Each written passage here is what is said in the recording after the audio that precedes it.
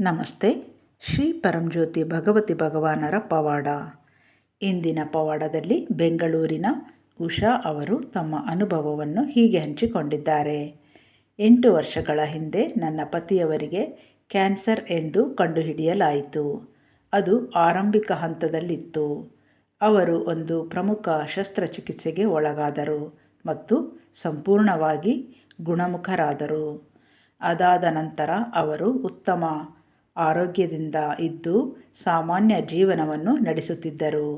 ಆದರೆ 2020ರಲ್ಲಿ ಕೋವಿಡ್ ಸಾಂಕ್ರಾಮಿಕ ಸಮಯದಲ್ಲಿ ಅದೇ ಕ್ಯಾನ್ಸರ್ ಸಂಬಂಧಿತ ರೋಗಲಕ್ಷಣಗಳು ಮತ್ತೊಮ್ಮೆ ಕಾಣಿಸಿಕೊಂಡವು. ವೈದ್ಯರುಗಳು ವಿಕಿರಣ ಚಿಕಿತ್ಸೆಯ ಸಲಹೆ ನೀಡಿದರು ಮತ್ತು ಅವರು ಮತ್ತೊಮ್ಮೆ ಶಸ್ತ್ರಚಿಕಿತ್ಸೆಗೆ ಒಳಗಾದರು. ಶ್ರೀ ಪರಂಜ್ಯೋತಿ ಭಗವತಿ ಭಗವಾನರ ಅನುಗ್ರಹದಿಂದ ಅವರು ಬಹಳ ಶೀಘ್ರವಾಗಿ ಗುಣಮುಖರಾದರು. 2021ರಲ್ಲಿ ಮತ್ತೊಮ್ಮೆ ಅದೇ ರೋಗ ಲಕ್ಷಣಗಳು ಮರುಕಳಿಸಿದವು.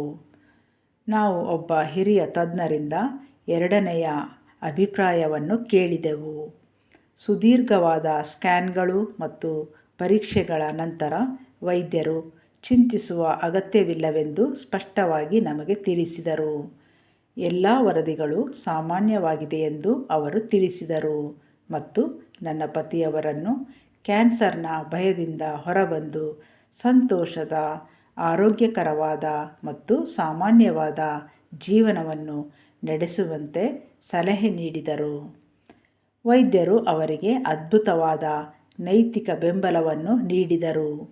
ಈ ಸಂಪೂರ್ಣ ಅವಧಿಯಲ್ಲಿ ನಾನು ನಿರಂತರವಾಗಿ ಶ್ರೀ ಪರಂಜ್ಯೋತಿ ಭಗವತಿ ಭಗವಾನರಿಗೆ ನನ್ನ ಪತಿಯವರನ್ನು ಸಂಪೂರ್ಣವಾಗಿ ಅವರ ದೈವೀ ಪಾದಕಮಲಗಳಲ್ಲಿ ಶರಣಾಗಿಸಿದೆ ಮತ್ತು ಅವರನ್ನು ಸರಳವಾದ ಮತ್ತು ಸಾಮಾನ್ಯ ಔಷಧಿಗಳು ಮತ್ತು ದೈವಾನುಗ್ರಹದಿಂದಲೇ ಗುಣಮುಖರಾಗುವಂತೆ ಮಾಡಬೇಕೆಂದು ಪ್ರಾರ್ಥಿಸಿದೆ.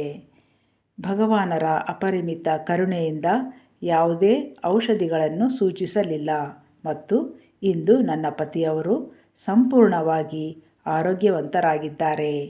ಈಗ ನಾವು ಶಾಂತಿಯುತ ಮತ್ತು ಒತ್ತಡರಹಿತ ಜೀವನವನ್ನು ನಡೆಸುತ್ತಿದ್ದೇವೆ. ಶ್ರೀ ಪರಂಜ್ಯೋತಿ ಭಗವತಿ ಭಗವಾನ್ ನಿಮಗೆ ಅಪಾರ ಕೃತಜ್ಞತೆಗಳು. ನಿಮ್ಮನ್ನು ತುಂಬ ಪ್ರೀತಿಸುತ್ತೇನೆ.